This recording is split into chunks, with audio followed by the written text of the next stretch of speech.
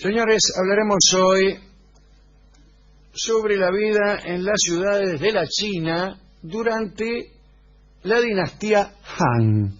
No sobre cualquier dinastía, la dinastía Han. Usted me dirá, bueno, las dinastías chinas son todas iguales, incluso hasta puede decir, incluso los chinos son todos iguales. Bueno, no lo sé. Aquí hemos hablado de algunas costumbres chinas, pero muchas veces eran de épocas, lugares y hasta razas que no tenían que ver con esta de hoy. Por ejemplo, muy frecuentemente hemos hablado de Hanzhou, la ciudad que vio Marco Polo allá en el 1270, una ciudad superpoblada, la más grande del mundo en ese momento. Bueno, hoy no. Hoy hablaremos de otra época anterior, el Imperio Han, que se desarrolló en el siglo III después de Cristo. Bueno, si de dinastías chinas se trata, para mí son todas iguales, pero por mi desconocimiento.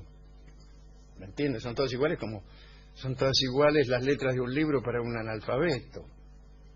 O para mí las dinastías de Dinamarca, qué sé yo. O las dinastías todas. O las dinastías todas, ya que no somos en dinastías muy duchos. Entonces, digamos que muy poco después de haber comenzado la era cristiana, incluso sin saber que había comenzado, no lo sabían los chinos, en realidad ni siquiera lo sabían en Occidente. Naturalmente. Había comenzado la era cristiana y la gente tan fresca. Todavía le tenían otro año, ¿no? Era muy complicado. Ni sabían que existía Cristo, calcule usted. El tipo estaba allí con su padre, con la carpintería.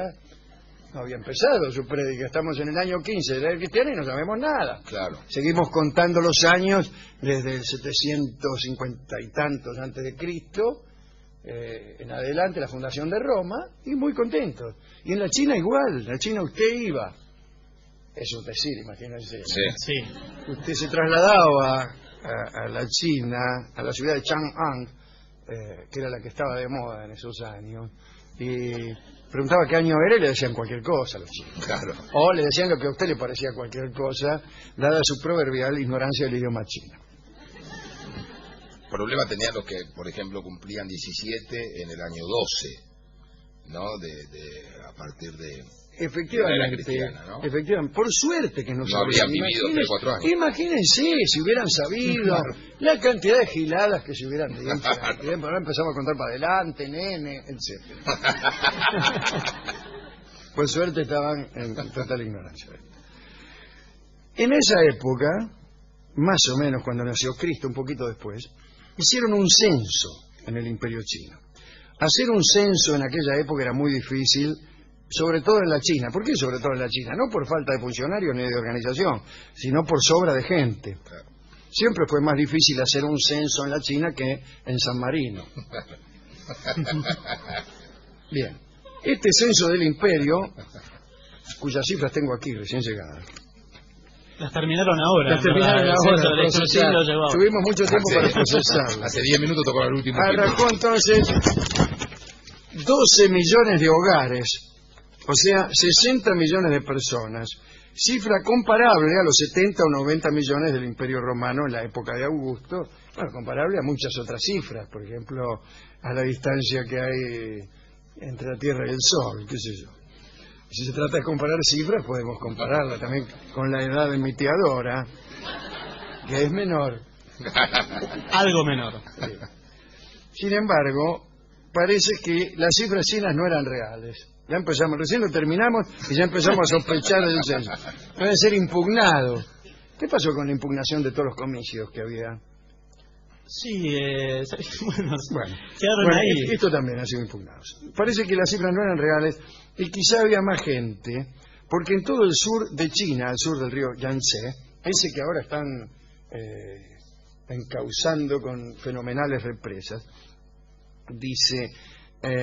el censo en el sur estuvo mal hecho o con desgano.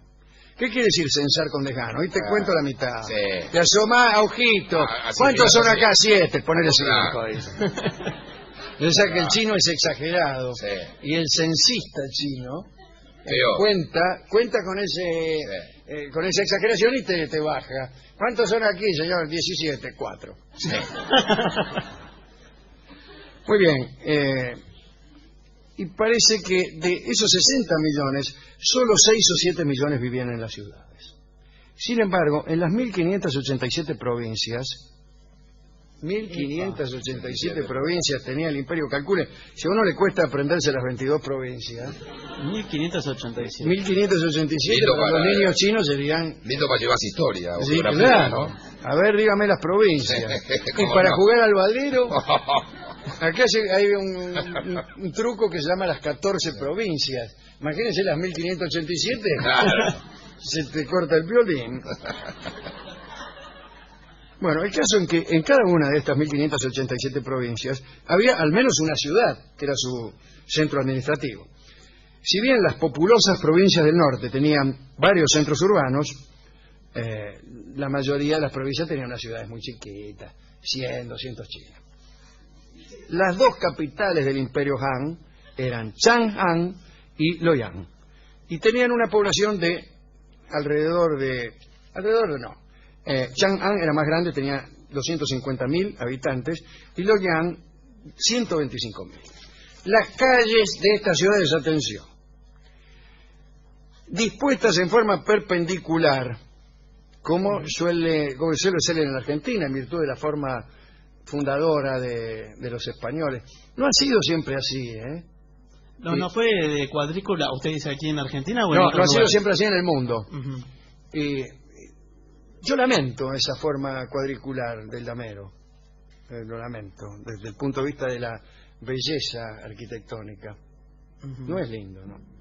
Hay algunas ciudades italianas, Siena, etcétera, que construían los edificios y después construían otros edificios desde los cuales tenía que verse el edificio construido antes en cierto ángulo.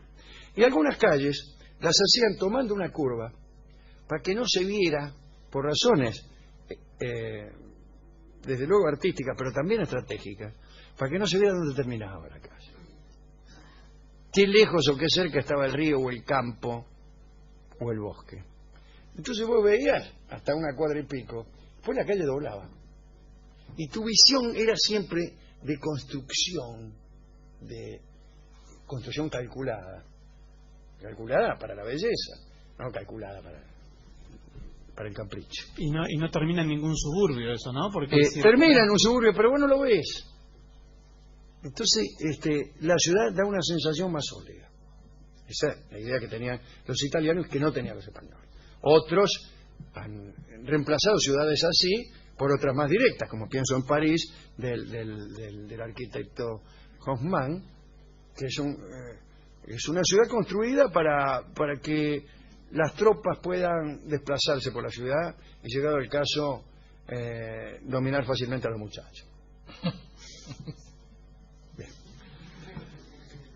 El caso es que las calles de las ciudades chinas, o de estas de Chang'an y Luoyang, estaban dispuestas en forma perpendicular. Dividían un área circundada por una muralla gigante de 25 kilómetros de largo, y estaban divididas las ciudades en varios barrios, subdivididos a su vez en los llamados li, que eran distritos pequeños.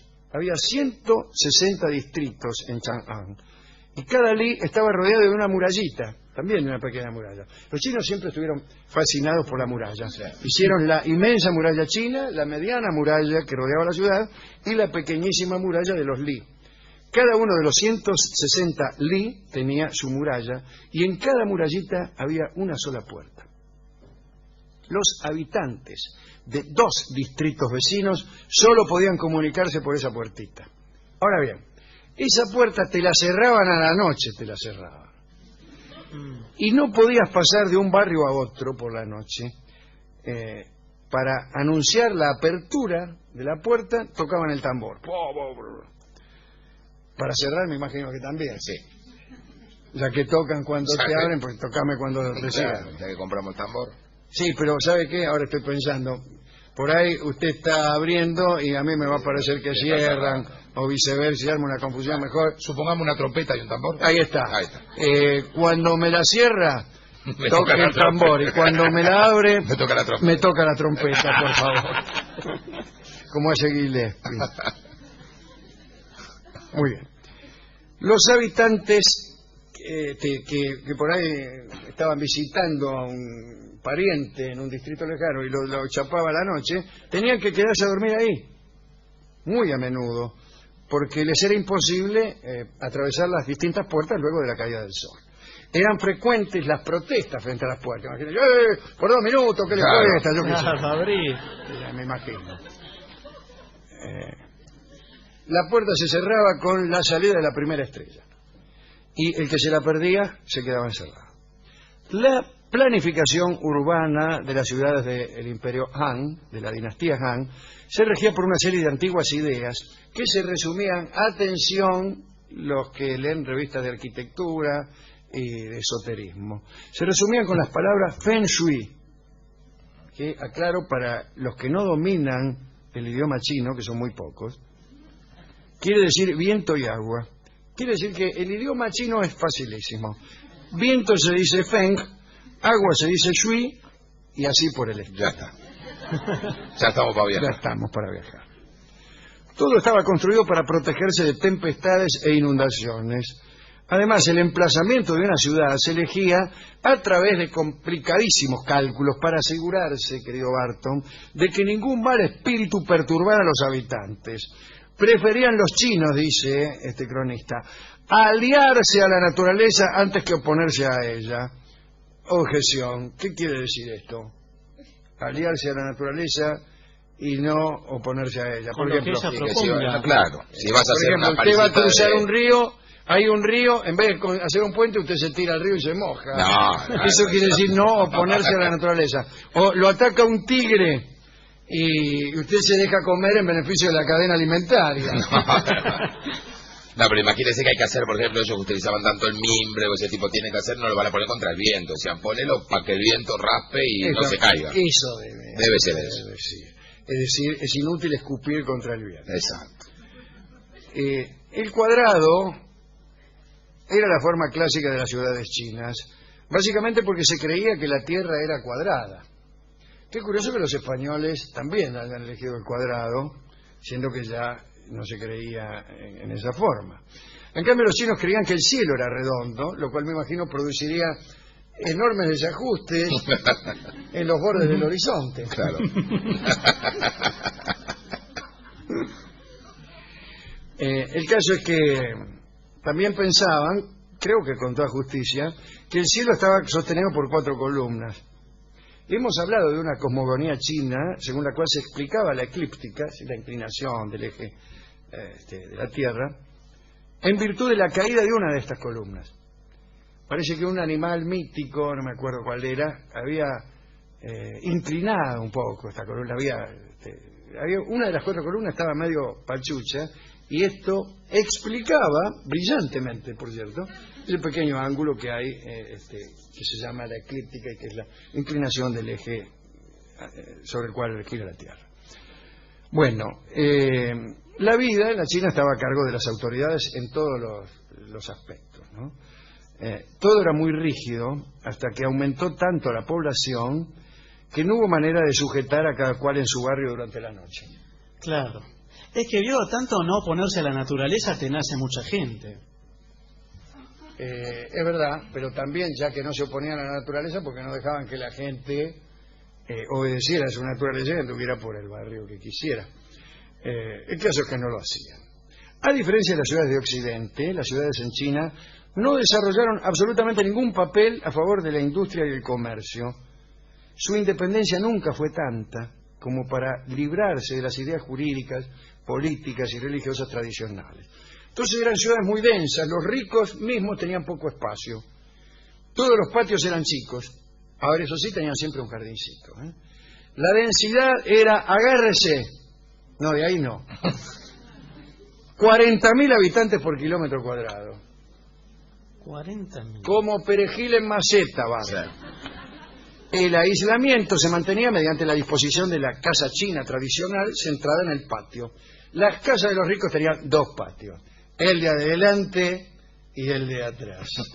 Los mamíferos tienen 4 patas, 2 adelante y 2 atrás.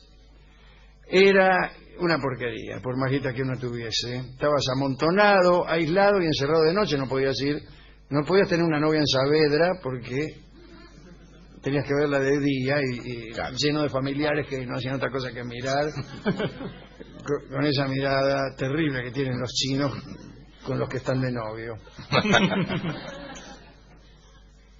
Yo por eso no voy a los restaurantes chinos con mi novia, porque siento que la mirada china es acusadora. Sí. Por lo menos de sospecha, ¿no? Sí, de que algo el mozo raro hay. sospecha que es una novia mala vida. Sí. Y lo peor es que tiene razón. Una novia siempre es mala vida. Sobre todo si la lleva con un tenedor libre chino, Sí, ¿no? es verdad.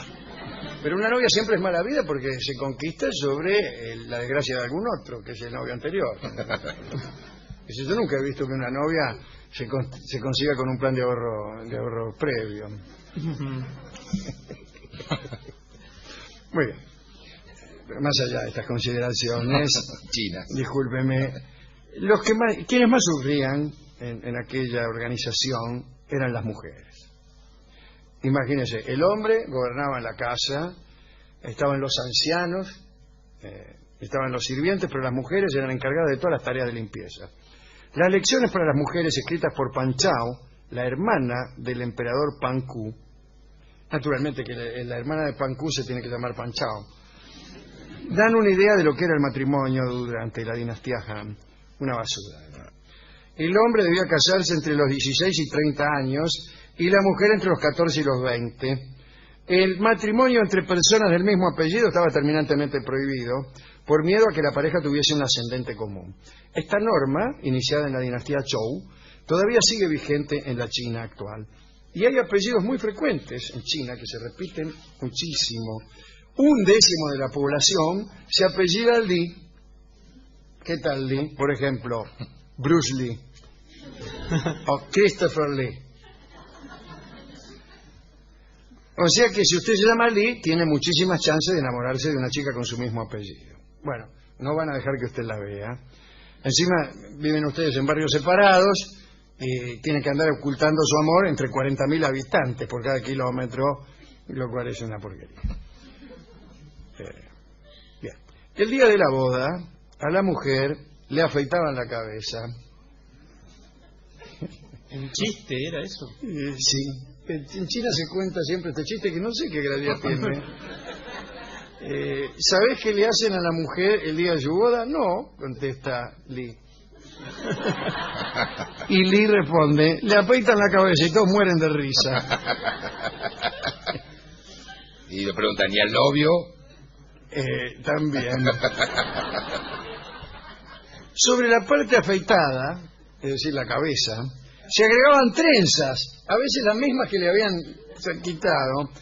El pelo desprendido se apoyaba en un almohadón de seda, en medio de un adorno de piedras de colores, flores artificiales y papel pintado, que era obsequiado al novio durante la ceremonia. Bueno. El hombre trabajaba largas temporadas fuera de casa, y según Pan Chao, la mujer quedaba en sombra, o en eco de la casa. Un hombre podía divorciarse de su esposa si ella era desobediente con los suegros. Quiere decir que los suegros podían darle órdenes a tu esposa. Las minas se pasaban trabajando para los padres del novio, que se rascaban a 4 manos, mientras la nuera hacía todas las tareas hogareñas. Una porquería, porque que te mande tu marido ya es malo. Que te mande tu suegro, viejo del diablo, que ni siquiera me gusta. Y así son los Lee, ¿viste? Sí. Así son los Lee. A mí igual no me mire mucho porque me estoy por mudar a China. ¿Sí? Sí. Ahí se le está gustando. A mí me está gustando. Bien. También podía divorciarse el hombre si la mujer era epiléptica, estéril, celosa, contestadora o poco dócil en caso de doma.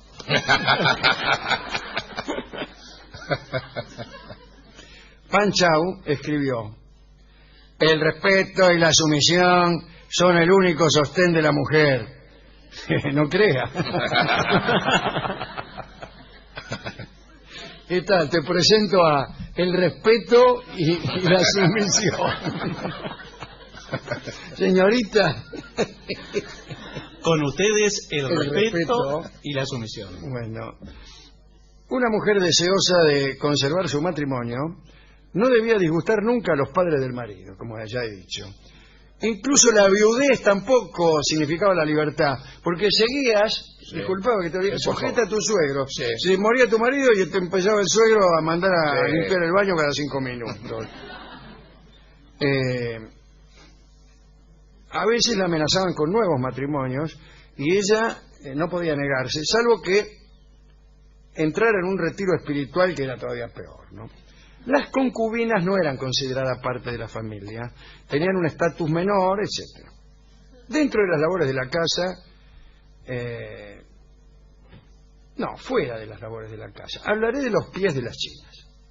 Papá, todos hemos oído esos rumores, que se vendaban las patas. Bueno, primero eran muy hábiles para mover los pies, de tal modo que podían tomar del suelo, con las patas, los objetos más pequeños, como si lo hicieran con los dedos de esta mano. Claro. Es decir, la mujer china tenía mucho que hacer en la casa, pero por suerte se ayudaba con las patas. Claro. Claro, porque mientras con las manos, por ejemplo, limpiaba el baño, con las patas te tejía un pullover. Claro. Alcánzame la aceituna, ¿no? Claro. Pero, en otro orden y por cuestiones estéticas, le rodeaban los pies con vendas empapadas en aceite. Les doblaban el dedo grande del pie y se lo volvían hacia abajo. Cada mes le apretaban el vendaje hasta que cuando la mujer llegaba a la adultez, los pies no eran mayores que el tamaño de un puño. Eso estaba bien visto. Se enamoraban de eso, como Rolón. Qué lindo pie. Qué lindo pie. En la legislación de la dinastía Han, las penas para la mujer eran gravísimas, según se ha visto. El adulterio significaba la muerte de los dos culpables sorprendidos infraganti. Si te sorprendían infraganti es una palabra que... un giro que denota lo que uno acaba de ver. Los vi infraganti. Y uno se imagina que efectivamente estaban haciendo algo parecido a infraganti. Aquí estamos, infraganti. Che, ¿qué te parece si vamos a tu casa y después infraganti?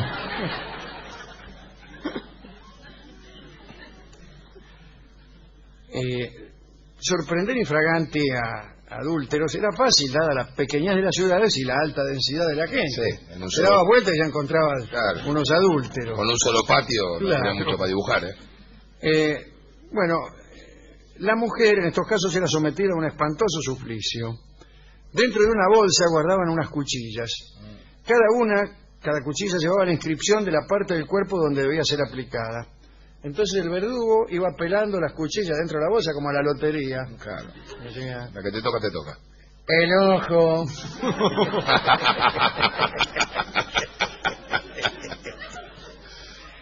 Atrás de la rodilla.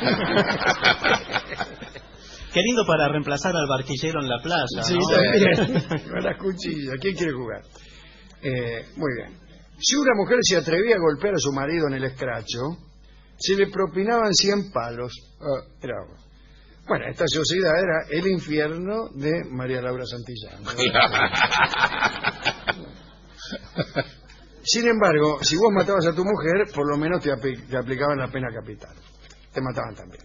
En cuanto a los esclavos de los que hablamos el otro día, es imposible calcular cuántos había en el Imperio Han, pero todos los historiadores coinciden en que eran relativamente poco numerosos.